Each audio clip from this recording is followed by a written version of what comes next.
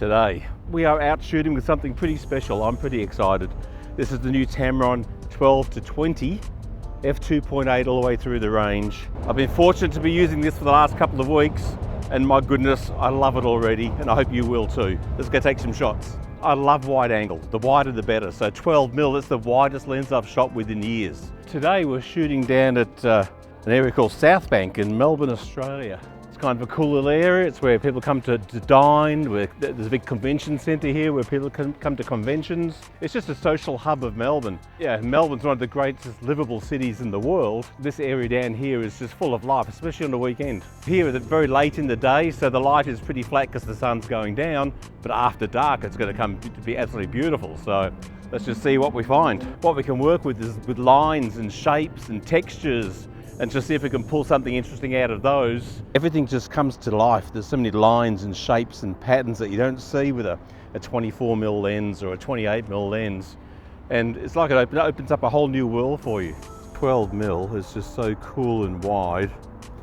It's allowing me to use this window here as a frame, and it's reflecting the two tall buildings on that side that's on the other side of the frame. So it's really cool.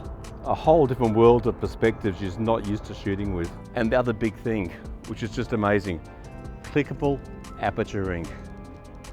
I haven't been able to do this for years on a camera, and I just can't tell you how intuitive it is to change aperture this way, and how it brings back just all those memories of me growing up learning photography with just adjusting aperture. I find, as I've been practicing with this lens the last couple of weeks, that I'm changing aperture more often.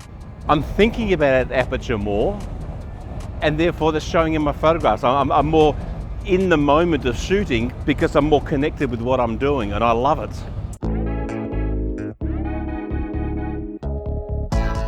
The distortion's almost non-existent. It's flat. I mean, you could look, if you could see what's on the back of the screen, it is at 12mm, edge to edge. The buildings are straight, the lines are straight. It's funny, normally I'd be shooting this from a lower angle, but because it's 12mm, if you shoot too low, it pushes that slide way back away from vertical. So you shoot from higher, even above your head, kind of brings those lines a lot straighter. It makes it a lot easier to work with. When I'm shooting with a wide angle lens, I think about post-production an awful lot more than I do with a telephoto lens.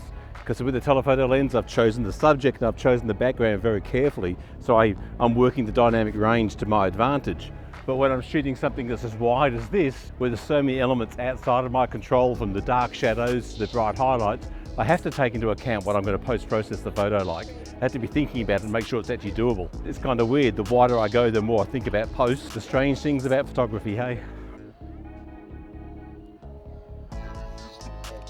Did I mention I love 12mm? Getting that close, and still having the entire sign, plus the entire Ferris wheel and some of the city buildings in the background. Magic, just magic. But we've got some pretty cool lines under this bridge here. It's pretty dark. It's so dark even the cameraman couldn't film in there. But doing some slow shutter speed shots, using the lines of the bridge to give us our interest in the shot, then trying to get some blurred shots of cyclists and people jogging past. Lots of fun.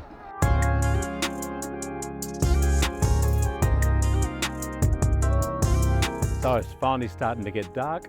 Sunset was a bit of a bust, unfortunately, but now we've got that beautiful blue hour, or grey blue because of the clouds. But it's a beautiful bridge, just starting to light up. The city buildings are starting to light up against some reflections in the water, so that was still a little bit of colour in the sky, a little bit of blue colour in the sky. It makes kind of a cool shot.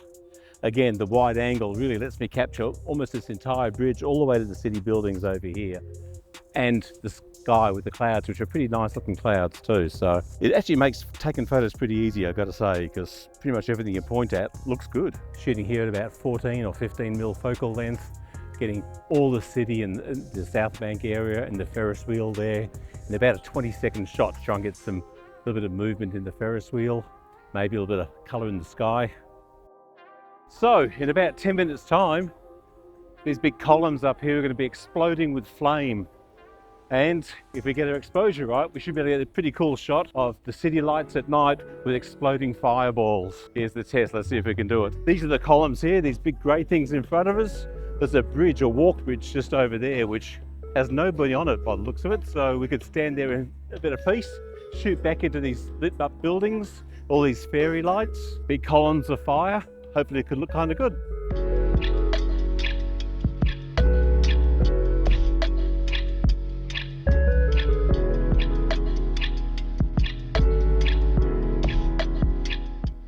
As a portrait shooter, this is well outside my normal purview, but it's always kind of fun to try new things, hey?